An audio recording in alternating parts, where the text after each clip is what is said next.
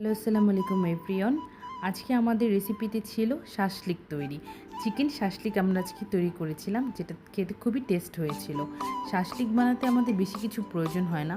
প্রথমে আমাদের গাজর, পেঁয়াজ, ক্যাপসিকাম এবং চিকেনটাকে ম্যারিনেট করার জন্য প্রয়োজন হয় মরিচের গুঁড়া, সয়া সস, লবঙ্গ, জিরার গুঁড়া, আদা রসুন এবং গরম মশলা। এগুলো দিয়ে আমরা ম্যারিনেট করে ফ্রিজে কিছুক্ষণ 1 ঘন্টার জন্য রেখে দেবো।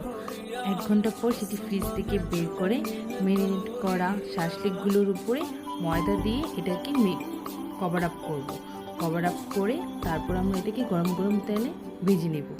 গরম গরম তেলে ভেজে নিলে 10 থেকে 15 মিনিটের মধ্যে তৈরি হয়ে যায় আমাদের শাসলিক, যেটা খুবই খেতে খুবই টেস্টি এবং নিরামিষ ছিল।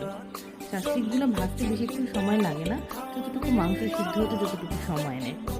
তো আস্তে আস্তে আমাদের তৈরি হয়ে গেল গরম গরম শাসলিক। Thank you. এবং এগেইনও বলছি, ছোটো বড় কোনো ভুল হয়ে থাকে অবশ্যই ক্ষমার দৃষ্টিতে দেখবেন। Thank you.